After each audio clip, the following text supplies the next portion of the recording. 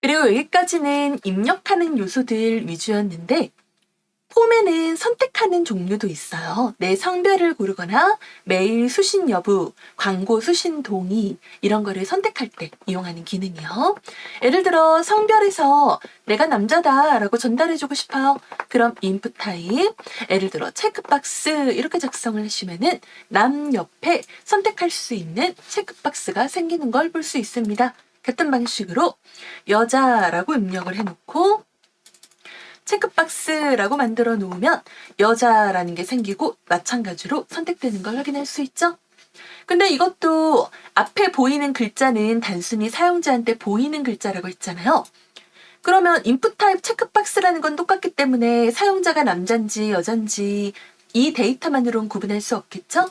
그래서 이번에는 네임 같은 경우는 두 개가 모두 성별에 묶여 있다라고 해서 같은 뜻의 그룹 네임을 적는다 생각하시고 젠더 작성하시고 각각의 젠더라는 그룹에서 이 사람은 여자다, 이 사람은 남자다 라는 걸 구분하기 위해 value라는 속성으로 여자면 female, 남자면 male이라고 작성해주는 식으로 데이터를 구분하실 수 있습니다.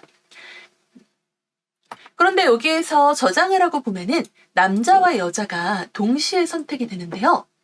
만약 내가 만들어 놓은 그룹 안에서 이 네임 그룹 안에서 둘 중에 하나만 선택돼야 된다. 그러면 체크박스가 아니라 라디오라고 작성을 해주시면은 저장했을 때 무조건 하나만 선택되는 걸 볼 수가 있어요. 여자를 누르니까 남자가 알아서 풀리고 남자를 누르니까 여자가 자동으로 풀리죠. 이런 식으로 하나만 선택할 때는 라디오, 두 개 다 선택할 때는 체크박스로 만들어 주시면 됩니다.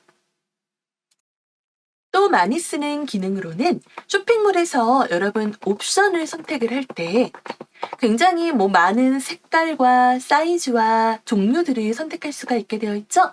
그런 거를 목록 태그라고 부르는데 그 부분을 select라는 걸로 묶어놓고 옵션이라는 걸로 작성을 해주시면은 예를 들어 우리가 색상 선택을 하고 싶어요. 그러면 쇼핑몰 옵션 선택 옆으로 색상 선택이라는 목록이 출력되는 걸 볼 수가 있죠. 셀렉트는 그룹이고 실제 옵션이라는 게 선택하는 목록이기 때문에 내가 만약에 빨강, 노랑, 파랑 중에서 하나를 고르고 싶어요. 그럼 여기다가 빨강, 노랑, 파랑이라고 작성을 하시면은 눌렀을 때 빨강, 노랑, 파랑이 나오는 걸 볼 수 있어요. 그러면 앞에 거와 똑같이 의문점이 들죠? 이렇게만 보면 사용자한테 보이는 글자잖아요. 빨강, 노랑, 파랑은. 사용자가 빨강 눌렀는지 파랑 눌렀는지 구분을 하려면은 옵션에다가 이 사람이 이거 눌렀다라고 전달하는 값이 필요하다 그랬죠? 그거를 다시 한번 value라는 걸로 작성을 해서 이 사람이 빨강 누르면 이 사람 빨강 눌렀다라고 red라고 전송하고 파랑 눌렀다 하면 blue라고 전송하고 노랑 눌렀다 하면은 yellow라고 전송하는 식으로 데이터를 마찬가지로 구분하시면 됩니다. 앞에 거와 비슷하게 select에는 네임을 붙여서 이 부분이 color select 그룹이다. 이런 식으로 의미 있는 단어를 그룹명으로 붙여주시면 되고요. 그럼 color select 그룹 안에서 내가 yellow 선택했다. 이런 식으로 종류를 골라서 이 사용자의 데이터를 해당 사이트로 넘길 수가 있겠죠? 이번엔 다시 글자를 입력하는 창으로 돌아와서 여기에서는 엔터를 쳐보고 싶으면 엔터가 안 쳐지거든요. 내가 엔터를 치면서 쇼핑몰 리뷰 같은 거 남길 때 여러 줄을 쓰고 싶어요. 그러면 텍스트 에리어라고 작성을 해서 저장을 해보시면은 이런 식으로 여러 줄을 입력할 수 있는 텍스트 박스가 나오는 걸 확인할 수 있어요. 그럼 옆에 스크롤 바도 나오죠.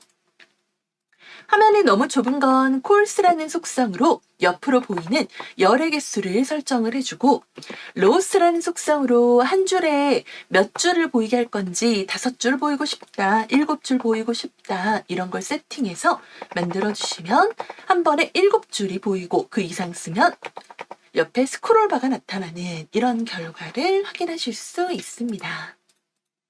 리뷰 같은 데 사용한다고 보시면 되고요. 그럼 마지막으로 버튼을 최종적으로 전송할 건지 취소할 건지 이런 걸 결정하셔야 되는데요.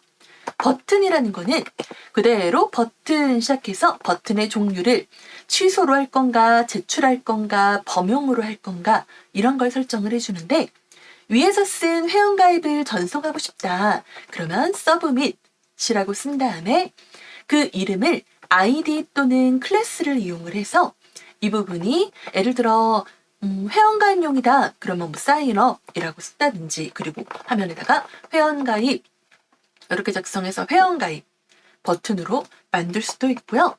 같은 방식으로 버튼 타입을 리셋으로 사용을 해서 아이디를 뭐 사인 리셋 뭐 이런 식으로 해가지고 회원가입 취소 이렇게 만들어 놓으시면은 이 부분은 제거가 되는 특징으로 만들어지게 되는 거예요.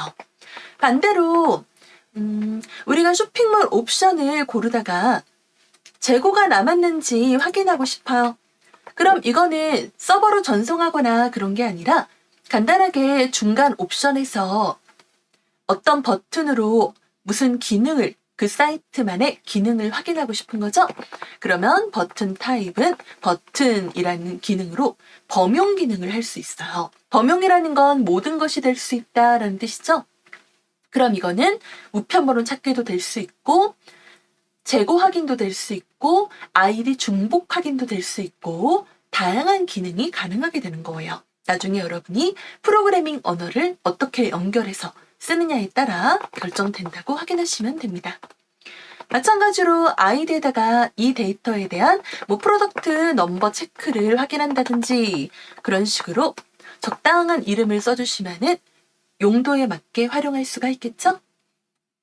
이런 식으로 마지막에 버튼까지 폼이라는 태그 안에서 폼 바깥쪽에 가능한 한 내보내지 않는 선으로 안쪽에서 머무는 식으로 구조를 완성하시면은 이 기능을 응용해서 다양한 로그인과 회원가입용으로 제작을 할 수 있습니다.